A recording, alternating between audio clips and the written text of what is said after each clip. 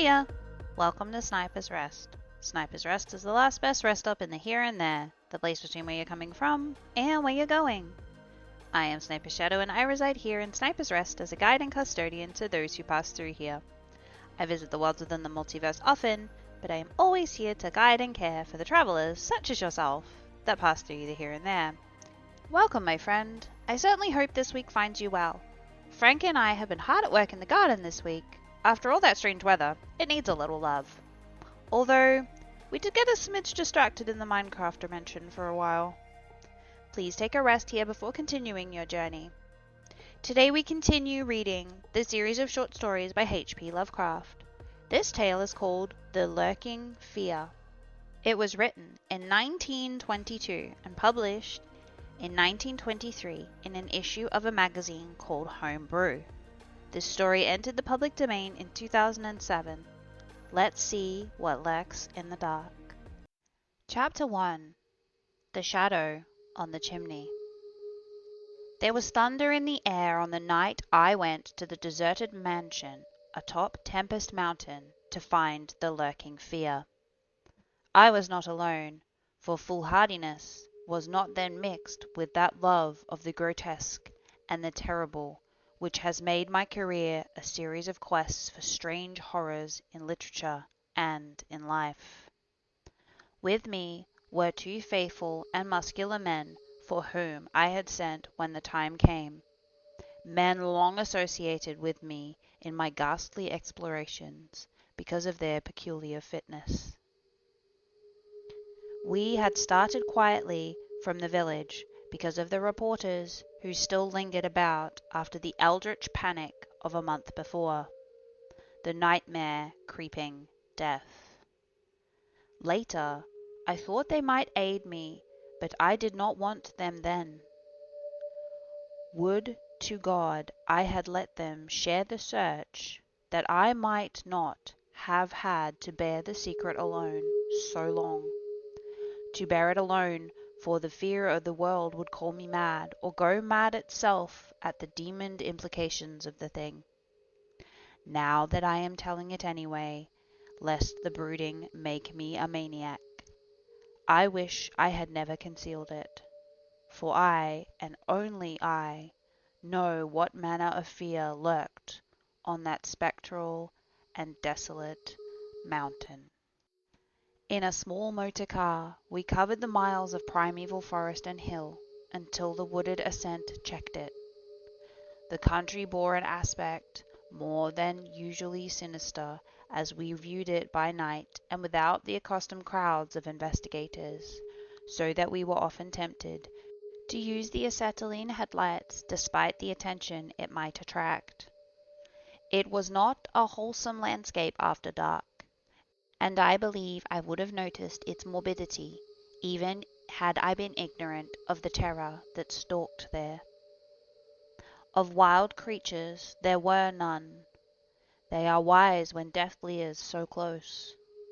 The ancient lightning-scarred trees seemed unnaturally large and twisted, and other vegetation unnaturally thick and feverish, while curious mounds and hummocks in the weedy, fulgurite-pitted earth reminded me of snakes, and dead men's skulls swelled to gigantic proportions. Fear had lurked on Tempest Mountain for more than a century. This I learned at once from newspaper accounts of the catastrophe which first brought the region to the world's notice.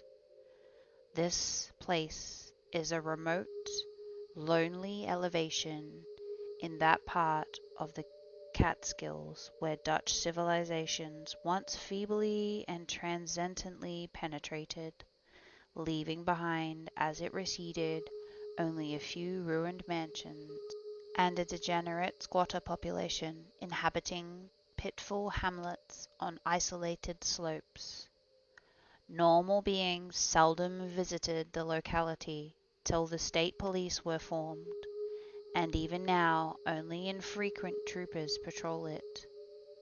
The fear, however, is an old tradition throughout the neighboring villages, since it is a prime topic in the simple discourse of the poor mongrels who sometimes leave their valleys to trade in hand-woven baskets for such primitive necessities as they cannot shoot, raise, or make. The lurking fear dwelt in the shunned and deserted Martense mansion, which crowned the high but gradual immense, whose liability to frequent thunderstorms gave it the name of Tempest Mountain. For over 100 years, the antique grove-circled stone house had been the subject of stories incredibly wild and monstrously hideous. Stories of a silent, colossal, creeping death which stalked abroad in summer. With whimpering insistence, the squatters told tales of a demon which seized lone wayfarers after dark, either carrying them off or leaving them in a frightful state of gnawed dismemberment, while sometimes they whispered of blood trails towards the distant mountain. Some said the thunder called the lurking fear out of its habitation, while others said the thunder was its voice. No one outside the backwoods had believed these varying and conflicting stories with their incoherent, extravagant descriptions of a half-glimpsed fiend. Yet not a farmer or villager doubted that the Martense mansion was ghoulishly haunted. Local history forbade such a doubt, although no ghostly evidence was ever found by such investigators as had visited the building after some especially vivid tales of the squatters. Grandmothers told strange myths of the Martense spectre, myths concerning the Martense family itself, its queer hereditary dissimilarity of eyes, its long, unnatural annals, and the murder which had cursed it.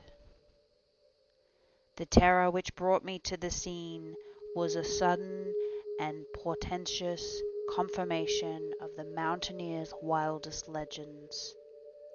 One summer night, after a thunderstorm of unprecedented violence, the countryside was aroused by a squatter stampede which no mere delusion could create. The pitiful throngs of natives shrieked and whined an unnameable horror which had descended upon them, and they were not doubted.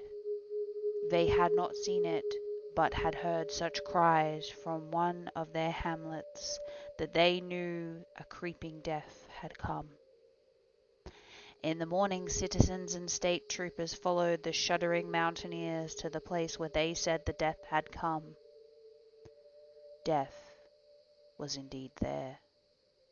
The ground under one of the squatters' villages had caved in after a lightning strike, destroying several malodorous shanties, but upon this property damage was superimposed an organic devastation which paled it to insignificance. Of possible 75 natives who had inhabited this spot, not one living specimen was visible. The disordered earth was covered in blood and human debris bespeaking too vividly of the ravages of demon teeth and talons, yet no visible trail led away from the carnage. That some hideous animal must be the cause, everyone quickly agreed, nor did any tongue now revive the charge that cryptic deaths formed merely the sordid murders of common in decadent communities. That charge was revived only when about 25 of the estimated population were found missing from the dead, and even then it was hard to explain the murder of 50 by half that number. But the fact remained that on a summer night a bolt had come out of the heavens and left a dead village, whose corpses were horribly mangled, chewed, and clawed. The excited countryside immediately connected the horror with the haunted Martense mansion, though the localities were over 3 miles apart. The troopers were more skeptical, including the mansion only casually in their investigations, and dropping it altogether when they found it thoroughly deserted. Country and village people, however, canvassed the place with infinite care, overturning everything in the house, sounding ponds and brooks, beating down bushes, and ransacking the nearby forests. All was in vain. The death that had come had left no trace, save the destruction itself. By the second day of the search, the affair was fully treated by the newspapers, whose reporters overran Tempest Mountain. They described in much detail and with many interviews to elucidate the horror's history as told by local grandmas. I followed the accounts languidly at first, for I am a connoisseur in the horrors, but after a week I detected an atmosphere which stirred me oddly, so that on August 5th, 1921, I registered among the reporters who crowded the hotel at Leffer's Corners, nearest village to Tempest Mountain, and acknowledged headquarters of the searchers. 3 weeks more, and the dispersal of reporters left me free to begin a terrible exploration based on the minute inquiries and surveying with which I had meanwhile busied myself.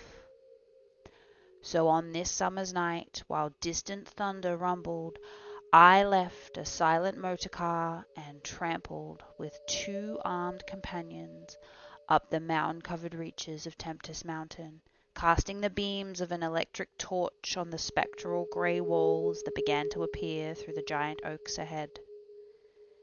In this morbid night solitude and feeble shifting illumination, the vast box-like pile displayed obscure hints of terror which day could not uncover, yet I did not hesitate, for I had come with fierce resolution to test an idea.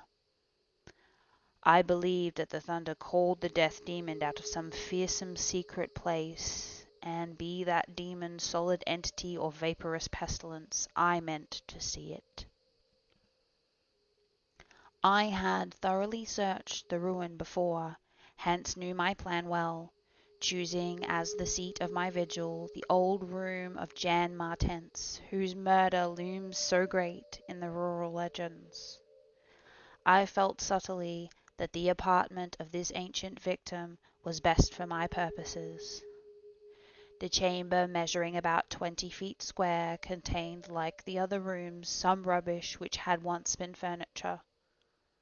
It lay on the second story, on the southeast corner of the house, and had an immense east window and a narrow south window, both devoid of panes or shutters. Opposite the large window was an enormous Dutch fireplace with scriptural tiles representing the prodigal son, and opposite the narrow window was a spacious bed built into the wall. As the tree-muffled thunder grew louder, I arranged my plan's details. First I fastened side by side on the ledge of the large window 3 rope ladders which I had brought with me. I knew they reached a suitable spot on the grass outside, for I had tested them. Then the 3 of us dragged from another room a wide 4-poster bedstead, crowding it laterally against the window, having strewn it with fir boughs. All now rested on it with drawn automatics, 2 relaxing while the 3rd watched. From whatever direction the demon might come, our potential escape was provided. If it came from within the house, we had the window ladders. If from outside, the door and stairs. We did not think, judging from precedent, that it would pursue us far, even at worst. I watched from midnight to 1 o'clock, when in spite of the sinister house, the unprotected windows, and the approaching thunder and lightning, I felt singularly drowsy. I was between my 2 companions, George Bennet being towards the window, and William Toby towards the fireplace. Bennet was asleep, having apparently felt the same anomalous drowsiness which was affecting me, so I designated Toby for the next watch, although he was nodding. It is curious how intently I had been watching that fireplace. The increasing thunder must have affected my dreams, for in the brief time I slept came to me apocalyptic visions. Once I partly awaked, probably because the sleeper towards the window had restlessly flung an arm out across my chest.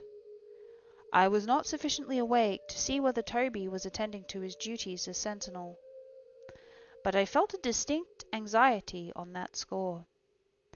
Never before had the presence of evil so poignantly oppressed me.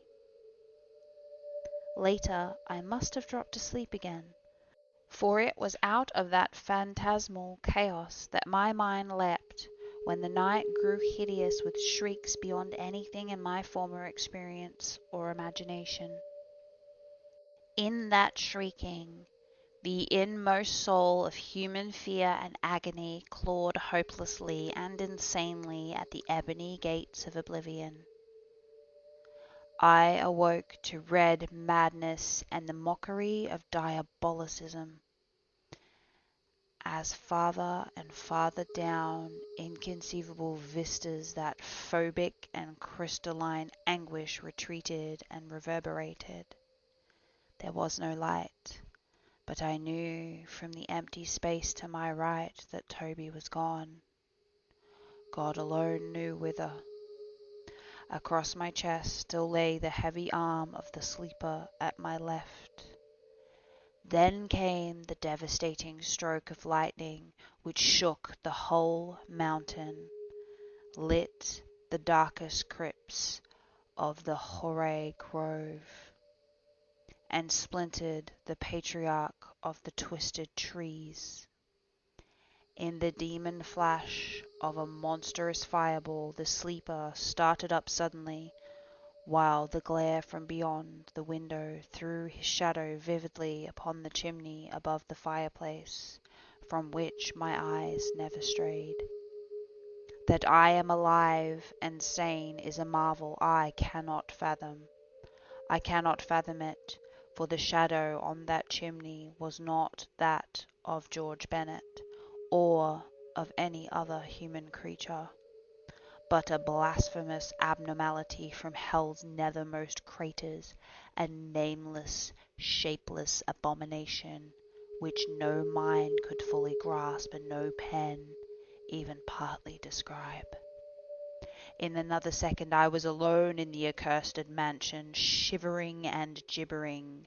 George Bennet and William Toby had left no trace, not even of a struggle. They were never heard of again. Chapter 2. A Passer in the Storm. 4 days after that hideous experience in the forest-swathed mansion, I lay nervously exhausted in my hotel room at Lefters Corners. I do not remember exactly how I managed to reach the motor car, start it, and slip unobserved back to the village, for I retain no distinct impression save of the wild-armed Titan trees, demoniac mutterings of thunder, and the Charonian shadows athwart the low mounds that dotted and streaked the region. As I shivered and brooded on the casting of that brain-blasting shadow, I knew that I had at last pried out one of earth's supreme horrors, one of those nameless blights of outer voids whose faint demon scratchings we sometimes hear on the farthest rim of space, yet from which our finite vision has given us a merciful immunity. The shadow I had seen I hardly dared to analyze or identify. Something had lain between me and the window that night, but I shuddered whether I could not cast off the instinct to classify it. If it had only snarled or bayed or laughed titteringly, even that I would have relieved the abysmal hideousness. But it was so silent. It had rested a heavy arm or foreleg on my chest. Obviously, it was organic, or had once been organic. Jan Martense, whose room I had invaded, was buried in the graveyard near the mansion. I must find Bennett and Toby if they lived. Why had it picked them and left me for the last? Drowsiness is so stifling. Dreams are so horrible. In a short time I realized that I must tell my story to someone or break down completely. I had already decided not to abandon the quest for the lurking fear. For in my rash ignorance, it seemed to me that uncertainty was worse than enlightenment, however terrible the latter might prove to be. Accordingly, I revolved in my mind the best course to pursue, whom to select for my confidences, and how to track down the thing which had obliterated 2 men and cast a nightmare shadow.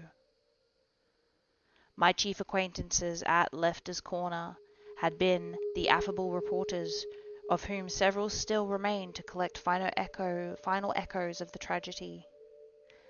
It was from these that I determined to choose a colleague, and the more I reflected, the more my preference inclined towards one Arthur Munro, a dark, lean man of about 35, whose education, taste, intelligence, and temperament all seemed to mark him as one not bound to conventional ideas and experiences. On an afternoon in early September, Arthur Munro listened to my story. I saw from the beginning he was both interested and sympathetic, and when I had finished, he analyzed and discussed the thing with the greatest shrewdness and judgment. His advice, moreover, was eminently practical, for he recommended a postponement of the operations at the Martense mansion until we might become fortified with more detailed historical and geographical data. On his initiative, we combed the countryside for information regarding the terrible Martense family, and discovered a man who possessed a marvelously illuminating ancestral diary. We also talked at length with such of the mountain mongrels as had not fled from the terror and confusion to remoter slopes, and arranged to proceed our culminating task, the exhaustive and definitive examination of the mansion in the light of its detailed history, and with an equally exhaustive and definitive examination of spots associated with various tragedies of squatter legend. The results of this examination were not at first very enlightening, though our tabulation of them seemed to reveal a fairly significant trend, namely that the number of reported horrors was by far the greatest in areas either comparatively near the avoided house or connected with it by stretches of the morbidly overnourished forest. There were, it is true, exceptions indeed. The horror which had caught the world's ear had happened in a treeless space remote alike from the mansion and far from any connecting woods. As for the nature and appearance of the lurking fear, nothing could be gained from the scared and witless shanty dwellers. In the same breath they called it a snake and a giant, a thunder devil and a bat, a vulture and a walking tree. We did, however, deem ourselves justified in assuming that it was a living organism highly susceptible to electrical storms, and although certain of the stories suggested wings, we believed that its aversion for open spaces made it land locomotion a more probable theory. The only thing really incompatible with the latter view was the rapidity with which the creature must have travelled in order to perform all the deeds attributed to it. When we came to know the squatters better, we found them curiously likable in many ways. Simple animals they were, gently descending the evolutionary scale because of their unfortunate ancestry and stultifying isolation. They feared outsiders, but slowly grew accustomed to us, finally helping vastly when we beat down all the thickets and tore out all the partitions of the mansion in search of the lurking fear. When we asked them to help us find Bennett and Toby, they were truly distressed, for they wanted to help, yet they knew these victims had gone as wholly out of the world as their own missing people. That great numbers of them had actually been killed and removed, just like the wild animals had long been exterminated, we were, of course, thoroughly convinced, and we waited apprehensively for further tragedies to occur. By the middle of October, we were puzzled by our lack of progress. Owing to the clear nights, no demoniac aggressions had taken place, and the completeness of our vain searches of house and country almost drove us to regard the lurking fear as a non-material agency. We feared that the cold weather would come on and halt our explorations, for all agreed that the demon was generally quiet in winter. Thus there was a kind of haste and desperation in our last daylight canvass of the horror-visited hamlet, a hamlet now deserted because of the squatters' fears. The ill-fated squatter hamlet had borne no name, but it had long stood in a sheltered, thorough, treeless cleft between two elevations called respectively Cone Mountain and Maple Hill. It was closer to Maple Hill than to Cone Mountain. Some of the crude abodes, indeed, had been dug out on the side of the former immense. Geographically, it lay about 2 miles northwest of the base of Tempest Mountain, and 3 miles from the Oak Grit mansion. Of the distance between the hamlet and the mansion, fully 2 miles and a quarter on the hamlet side were entirely open country, the plain being of fairly level character, save for some low snake-like mounds, and having as vegetation only grass and scattered weeds. Considering this topography, we had finally concluded that the demon must have come by way of Cone Mountain, a wooded southern prolongation of which ran into a short distance of the westmost spur of Tempest Mountain. The upheaval of ground we traced conclusively to the landslide from Maple Hill, a tall lone-splintered tree on whose side had been the striking point of the thunderbolt which summoned the fiend. As for the 20th time or more, Arthur Munro and I went minutely over every inch of the violated village. We were filled with a certain discouragement coupled with vague and novel fears. It was acutely uncanny, even when frightful and uncanny things were common, to encounter so blankly clueless scene after such overwhelming occurrences, and we moved about beneath the leaden darkening sky with that tragic directionless zeal which results from a combined sense of futility and necessity of action. Our care was gravely minute. Every cottage was again entered, every hillside dug out again searched for bodies, every thorny foot of adjacent slope again scanned for dens and caves, but all without result. And yet, as I have said, vague new fears hovered menacingly over us, as if giant bat-winged griffins squatted invisibly on the mountain tops and leered with abaddon eyes that had looked on transcosmic gulfs. As the afternoon advanced, it became increasingly difficult to see, and we heard the rumble of a thunderstorm gathering over Tempest Mountain. This sound in such a locality naturally stirred us, though less than it would have done at night. As it was, we hoped desperately that the storm would last until well after dark, and with that hope turned from our aimless hillside searching towards the nearest inhabited hamlet to gather a body of squatters as helpers in the investigation. Timid as they were, a few of the younger men were sufficiently inspired by our protective leadership to promise such help. We had hardly more than turned, however, when there descended such a blinding sheet of torrential rain that shelter became imperative.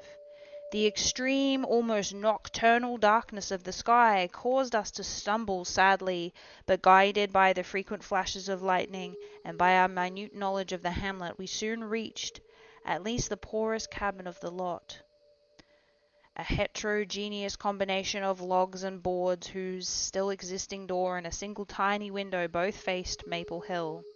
Barring the door after us against the fury of wind and rain, we put in place the crude window shutter, which our frequent searches had taught us where to find. It was dismal sitting there on the rickety boxes in the pitchy darkness, but we smoked pipes and occasionally flashed our pocket lamps about. Now and then we could see the lightning through the cracks in the wall. The afternoon was so incredibly dark that each flash was extremely vivid. The storm vigil reminded me shudderingly of my ghastly night on Tempest Mountain. My mind turned to that odd question which had kept recurring ever since the nightmare thing had happened, and again I wondered why the demon, approaching the three watchers, either from the window or the interior, had begun with the men on each side and left the middle man till last. When the Titan fireball had scared it away, why had it not taken its victims in natural order, with myself second, from whichever direction it had approached? With what matter of far-reaching tentacle did it prey? Or did it know that I was the leader, and saved me for a worse fate than that of my companions? In the midst of these reflections, as if dramatically arranged to intensify them, there fell a nearby terrific bolt of lightning, followed by the sound of sliding earth. At the same time, the wolfish wind rose to demonic crescendos of ululation. We were sure that the lone tree on Maple Hill had been struck again, and Munro rose from his box and went to the tiny window to ascertain the damage.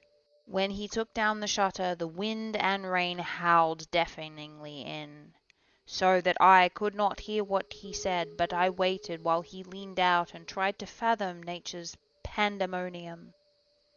Gradually a calming of the wind and dispersal of the unusual darkness told of the storm's passing.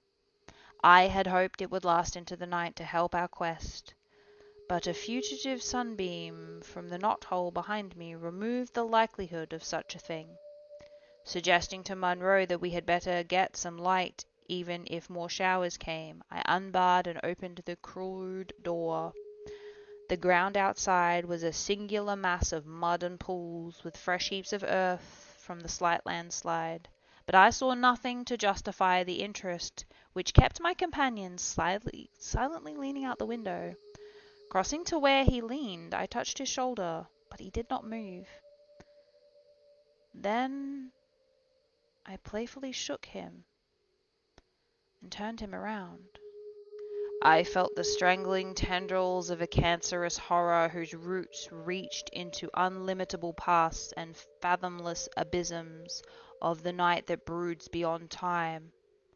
For Arthur Munro was dead, and on what remained of his chewed and gouged head there was no longer a face. Chapter 3. What the red glare meant. On the tempest-racked night of November 8th, 1921, with a lantern which cast carnal shadows, I stood digging alone and idiotically in the grave of Jan Martense. I had begun to dig in the afternoon because a thunderstorm was brewing, and now that it was dark and the storm had burst above the manically thick foliage, I was glad. I believe that my mind was partly unhinged by events since August 5th. The demon shadow in the mansion, the general strain and disappointment, and the thing that occurred at the hamlet in an October storm. After that thing I had dug a grave for one whose death I could not understand. I knew that others could not understand either, so let them think that Arthur Munro had wandered away. They searched but found nothing. The squatters might have understood, but I dared not to frighten them more. I myself seemed strangely callous. That shock at the mansion had done something to my brain, and I could not think only of the quest of the horror, now grown to a catalysm stature in my imagination, a quest which the fate of Arthur Munro made me vow to keep silent and solitary. The scene of my excavations would alone have been enough to unnerve any ordinary man. Baleful primal trees of unholy size, age, and grotesqueness leered above me like pillars of some hellish druidic temple, muffling the thunder, hushing the clawing wind, and admitting but little rain. Beyond the scarred trunks in the background, illuminated by the faint flashes of a filtered lightning, rose the damp, ivied stones of the deserted mansion, while somewhat near was the abandoned Dutch garden, whose walks and beds were polluted by white, fungus, fetid, overnourished vegetation that never saw full daylight. And nearest of all was the graveyard, where deformed trees tossed insane branches as their roots displaced unhallowed slabs and sucked venom from what lay below. Now and then, beneath the brown pall of leaves that rotted and festered in the antediluvian forest darkness, I could trace the sinister outlines of some of these low mounds which characterized the lightning-pierced region. History had led me to this archaic grave. History, indeed, was all that I had after everything else ended in mocking Satanism. I now believed that the lurking fear was no material thing, but a wolf-fanged ghost that rode the midnight lightning. I believed, because of the masses of local tradition I had unearthed in my search with Arthur Munro, that the ghost was that of Jan Martense, who died in 1762. That is why I was digging idiotically in his grave. The Martense mansion was built in 1670 by Gerrit Martense, a wealthy New Amsterdam merchant who disliked the changing order under British rule and had constructed this magnificent domicile on a remote woodland summit whose untrodden solitude and unusual scenery pleased him. The only substantial disappointment encountered in this site was that which concerned the prevalence of violent thunderstorms in summer. When selecting the hill and building his mansion, Mynheer Martense had laid these frequent natural outbursts to some peculiarity of the year, but in time he perceived that the locality was especially liable to such phenomena. At length, having found these storms injurious to his head, he fitted up a cellar into which he could retreat from their wildest pandemonium. Of Gerrit Martense's descendants less is known than of himself, since they were all reared in hatred of the English civilization and trained to shun such of the colonists as accepted it. Their life was exceedingly secluded, and people declared that their isolation had made them heavy of speech and comprehension. In appearance, all were marked by a peculiar inherited dysmeciality of the eyes, one being blue and the other being brown. Their social contacts grew fewer and fewer, till at last they took to intermarrying with the numerous menial class about the estate. Many of the crowded family degenerated, moved across the valley and merged with the mongrel population which was later to produce the pitiful squatters. The rest had stuck sullenly to their ancestral mansion, becoming more and more clannish and taciturn, yet developing nervous responsiveness to the frequent thunderstorms. Most of the information reached the outside world through young Jan Martense, who, from some kind of restlessness, joined the colonial army when the news of the Albany Convention reached Tempest Mountain.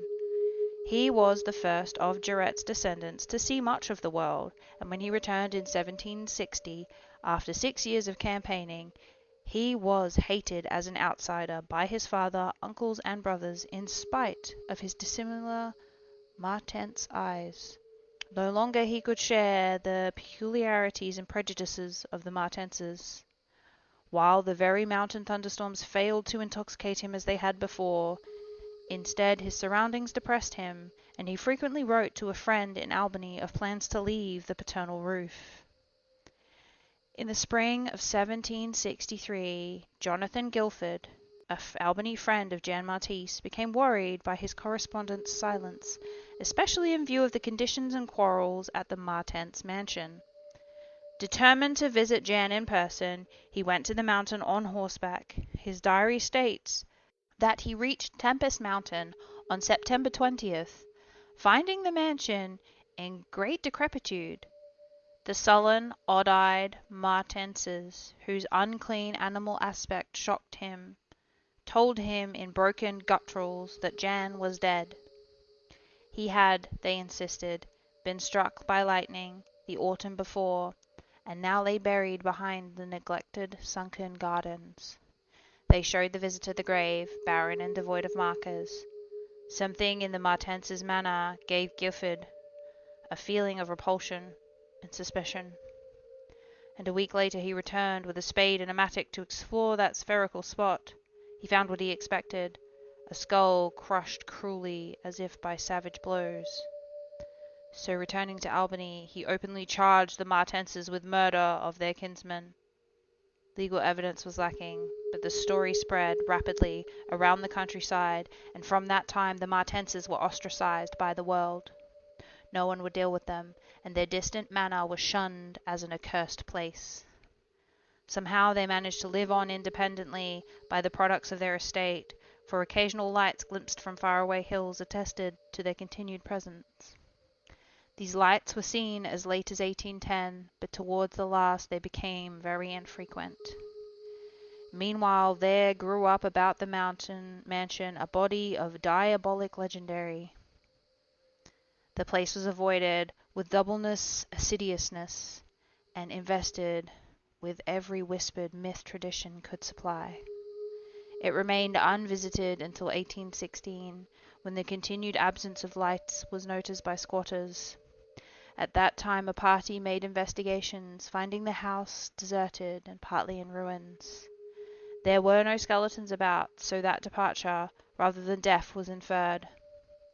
The clan seemed to have left several years before, and improvised penthouses showed how numerous it had grown prior to its migration. The cultural level had fallen very low, as proved by decaying furniture and scattered silverware, which must have been long abandoned when its owners left.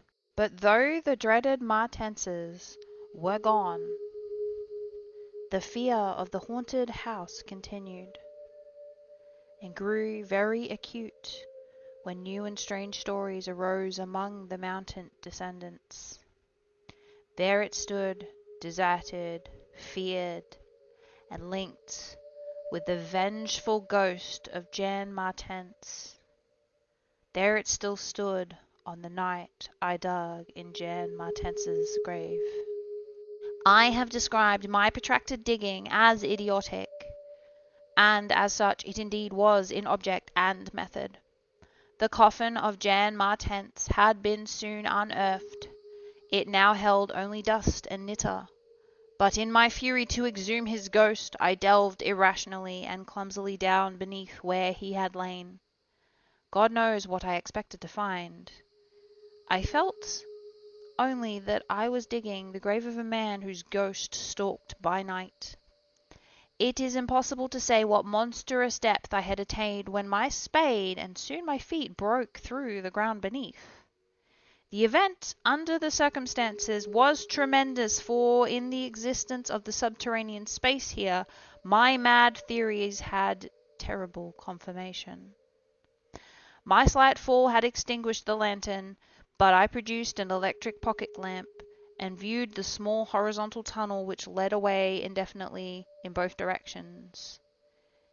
It was amply large for a man to wriggle through, and though no sane person would have tried it at that time, I forgot danger, reason, and cleanliness in my single-minded fever to unearth the lurking fear. Choosing the direction towards the house, I scrambled recklessly into the narrow burrow, squirming ahead blindly and rapidly, and flashing but seldom the lamp I kept before me. What language can describe the spectacle of a man lost indefinitely in abysmal earth, pouring, twisting, wheezing, scrambling madly through the sunken convulsions of immemorial blackness without any idea of time, safety, direction, or definite object? There is something hideous in it, but that is what I did. I did it for so long that life faded to a far memory, and I became one with the moles and grubs of the nighted depths. Indeed, it was only by accident, after that interminable writhing, I jarred my forgotten electric lamp alight. It shone eerily along the burrow of caked loam that stretched and curved ahead. I had been scrambling this way for some time, so that my battery had burned very low, when the passage suddenly inclined sharply upwards, altering my mode of progress. And as I raised my glance, it was without preparation that I saw glistening in the distance 2 demonic reflections of my expiring lamp, 2 reflections glowing with baneful and unmistakable effulgence, and provoking maddeningly nebulous memories. I stopped automatically through lacking the brain to retreat. The eyes approached, yet of the thing that bore them I could distinguish only claw, but what a claw! Then far overhead I heard the faint crashing which I recognized. It was the wild thunder of the mountain, raised to hysteric fury.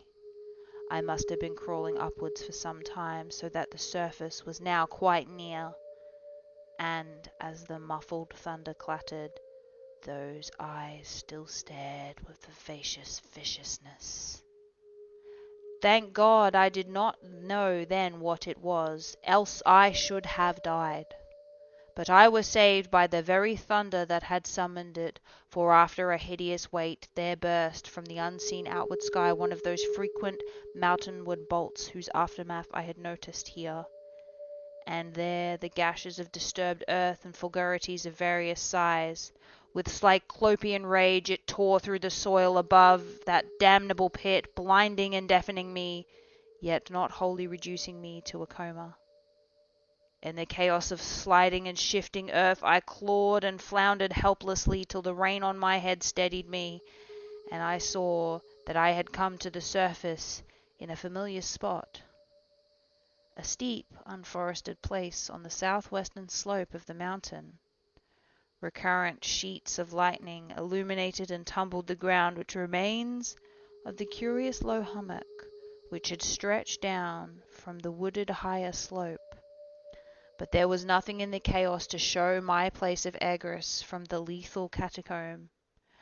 My brain was as great a chaos as the earth, and a distant red glare burst on the landscape from the south. I hardly realized the horror that I had been through. But when 2 days later the squatters told me what the red glare meant, I felt more horror than that which the old mould burrow and the claws and eyes had given, more horror because of the overwhelming implications. In a hamlet 20 miles away, an orgy of fear had followed the bolt which brought me above ground, and a nameless thing had dropped from an overhanging tree into a weak-roofed cabin. It had done a deed, but the squatters had fired the cabin in a frenzy before it could escape. It had been doing that deed at the very moment the earth caved in on the thing with the claw and eyes. Chapter 4. The Horror in the Eyes. There can be nothing normal in the mind of one who, knowing what I knew of the horrors of Tempest Mountain, would seek alone for the fear that lurked there. That is, at least 2 of the fear's embodiments were destroyed, formed but a slight guarantee of mental and physical safety in this Archerion of multiform diabolicism. Yet I continued my quest, with even greater zeal as events and revelations became more monstrous. When, 2 days after my frightful crawl through that crypt of the eyes and claw, I learned that a thing had malignantly hovered 20 miles away at the same time the instant eyes were glaring at me, I experienced virtual convulsions of fright. But that fright was so mixed with wonder and alluring grotesqueness that it was almost a pleasant sensation. Sometimes in the throes of a nightmare, when unseen powers whirl one over the roofs of strange dead cities towards the grinning chasm of Nis, it is a relief and even a delight to shriek wildly and throw oneself voluntarily along the hideous vortex of dream doom down into whatever bottomless gulf may yawn. And so it is with the waking nightmare of the Tempest Mountain, the discovery that 2 monsters had haunted the spot, gave me ultimately a mad craving to plunge into the very earth of the accursed region, and with bare hands dig out the death that leered from every inch of the poisonous soil. As soon as possible I visited the grave of Jan Martense and dug vainly where I had dug before. Some extensive cave-in had obliterated all trace of the underground passage, while the rain had washed so much of the earth back into the excavation that I could not tell how deeply I had dug that other day.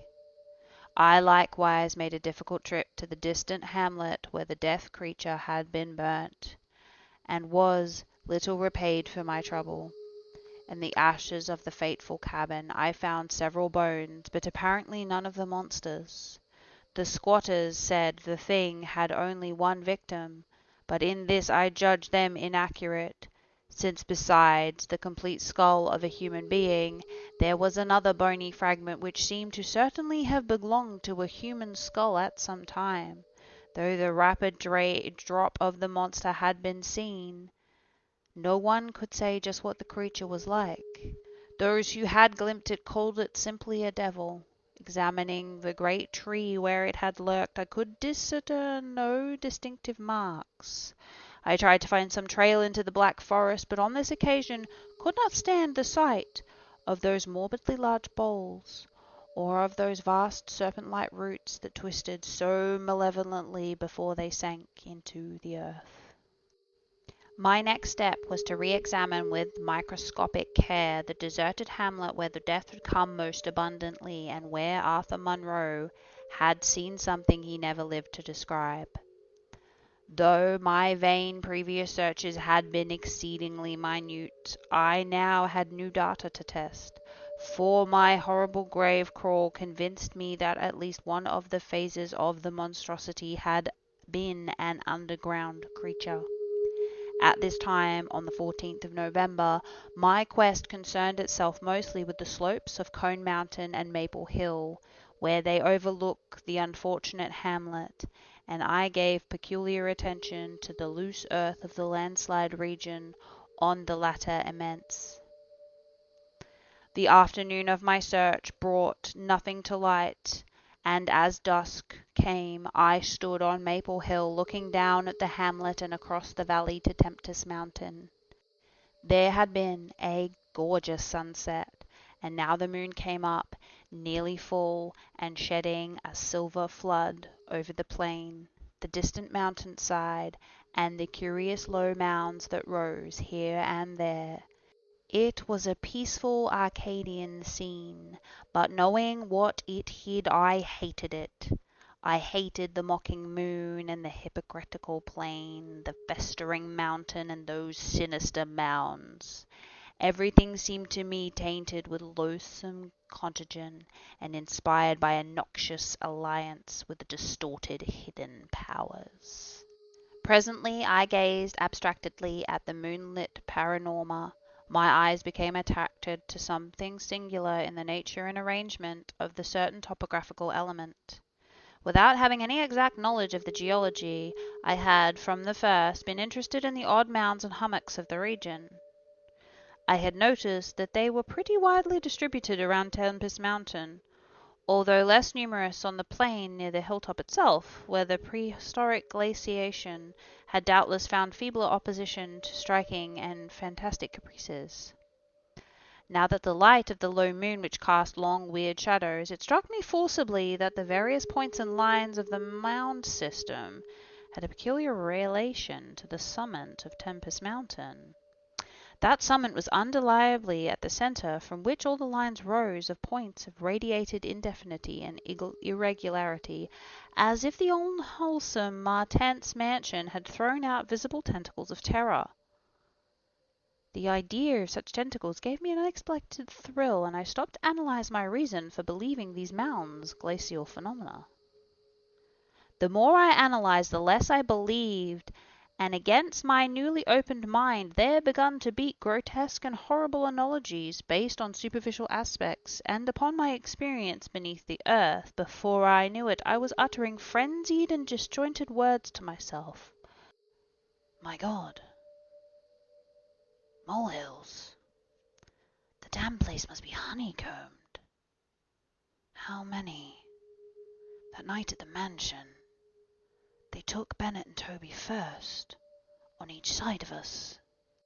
Then I was digging frantically into the mound which had stretched nearest me, digging desperately, shiveringly, but almost jubilantly, digging, and at last shrieking aloud with some unplaced emotion when I came upon a tunnel or burrow just like the one through which I had crawled that other demonic night. After that I recall running, spade in hand, a hideous run across the moonlit-and mound-marked meadows, and through diseased, precipitous abysses of haunted hillside forest, leaping, screaming, panting, bounding, towards the terrible Martense mansion. I recall digging unreasoningly in all parts of the briar-choked cellar, digging to find the core and centre of that malignant universe of mounds. Then I recall how I laughed when I stumbled on the passageway, the hole at the base of the old chimney where the thick weeds grew and cast queer shadows in the light of the lone candle I happened to have with me.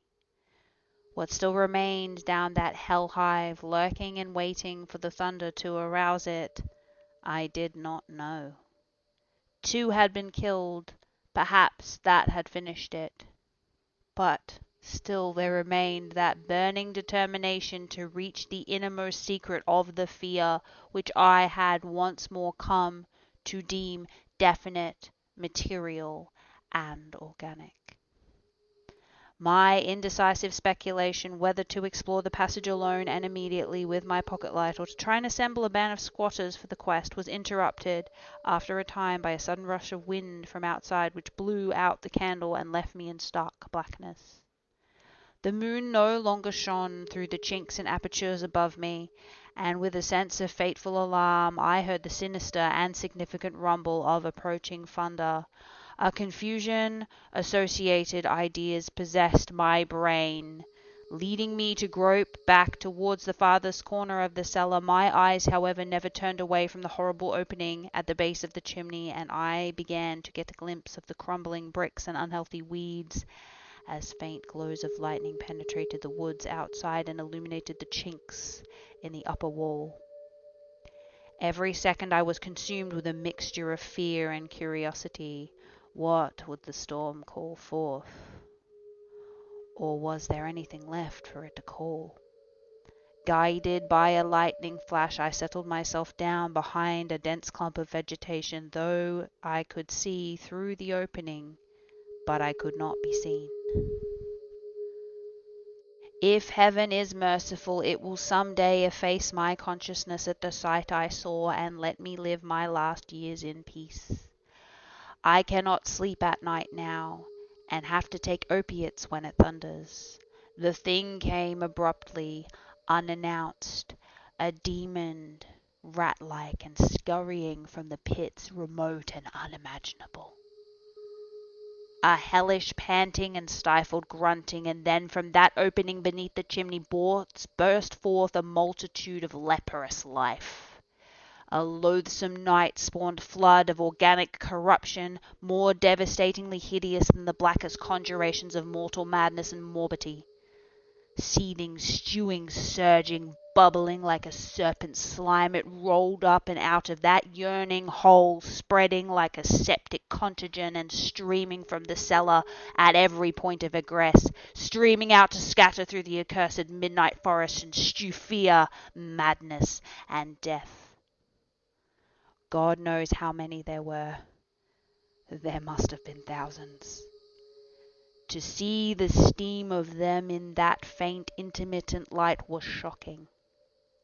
When they had thinned out enough to be glimpsed as separate organisms, I saw that they were dwarfed, deformed, hairy devils or apes, monstrous and diabolic caricatures of the monkey tribe. They were so hideously silent. There was hardly a squeal when one of the last stragglers turned with the skill of long practice to make a meal in an accustomed fashion on a weaker companion. Others snapped up what was left, and it ate with slavering relish. Then, in spite of my daze and fright and disgust, my morbid curiosity triumphed, and at the last of the monstrosities oozed up alone From that netherworld of unknown nightmare, I drew my automatic pistol and shot it under the cover of the thunder. Shrieking and slithering torrential shadows of viscous red madness chasing one another through the endless, ensanguined corridors of purple, fulgurous sky, formless phantasms and kaleidoscopic mutations of a ghoulish remembered scene. Forests of monstrous, overnourished oaks with serpent roots twisting and sucking unnameable juices from the earth's verminous with millions of cannibal devils, mound-like tentacles groping from underground nuclei of pulporous perversions. Insane lightning over malignant ivied walls and demoned arcades choked with fungerous vegetation. Heaven be thanked for the instinct which led me, unconscious, to places where men dwell, to the peaceful village that slept under the calm stars of clearing skies. I had recovered enough in a week to send to Albany for a gang of men to blow up the Martense mansion and the entire top of Tempest Mountain with dynamite, stop up all the discoverable mound burrows and destroy certain overnourished trees whose very existence seemed an insult to sanity. I could sleep a little after they had done this, but true rest will never come as long as I remember that nameless secret of the lurking fear. The thing will haunt me, for who can say the extermination is complete, and that alginous phenomena does not exist all over the world? Who can, with my knowledge, think of Earth's unknown caverns without nightmare dread of future possibilities? I cannot see a well or a subway entrance without shuddering. Why can not the doctors give me something to make me sleep, or truly calm my brain when it thunders? What I saw in the glow of my flashlight after I shot the unspeakable straggling object was so simple that almost a minute elapsed before I understood and went delirious. The object was nauseous, a filthy, whitish gorilla thing with sharp yellow fangs and matted fur. It was the ultimate product of mammalian degeneration, the frightful outcome of isolated spawning, multiplication, and cannibal nutrition above and below the ground, the embodiment of all snarling chaos and grinning fear that lurked behind life. It had looked at me as it died, and its eyes had the same odd quality that marked those other eyes which had stared at me underground and excited cloudy recollections. One eye was blue, the other brown. They were the dissimilar Martense eyes of the old legends, and I knew in one undulating cataclysm of voiceless horror what had become of that vanished family, the terrible and thunder-grazed House of Martense. That concludes our tale for this week, my friend. Please return next week and we will continue with another short story by H.P. Lovecraft. If you wish to rest some more, please find a space that suits you. Whether you curl up by the fire, partake in some food and beverages in our kitchen, take a nap in one of our many rooms, or take a stroll around the garden, please know you are always welcome at Sniper's Rest, my friend. If you are continuing your journey, the multiverse is a great selection of portals for you to explore. To the north, time to wake up! You find yourself in a brutally unforgiving world. You have no idea who you are or where you came from, but you have the will to survive. Time to learn all the things you can and get in there and make something of yourself. To the west, defying gravity is what you do. Time to stick it to the corpos and perform a wee bit of base jumping as protest. Duck, dive, dip and dodge your way past lava, asteroids, and through the occasional blades of a wind turbine. See if you have what it takes to become awesome. To the east, Campaign on a quest for world domination, build up your cities, learn new technology, and fight to the death with the other clans. Time to see if yours is the empire for the ages. And if you are making your own way out there, good luck, my friend, wherever you end up, wherever you come from, and wherever you're going. Thank you for spending some time here with us at Sniper's Rest. Remember to take care of yourself, be kind to others, hydrate, take a moment to look out into the world and marvel at how incredible it all is. How incredible you are, friend. Until next time, please take care on your way.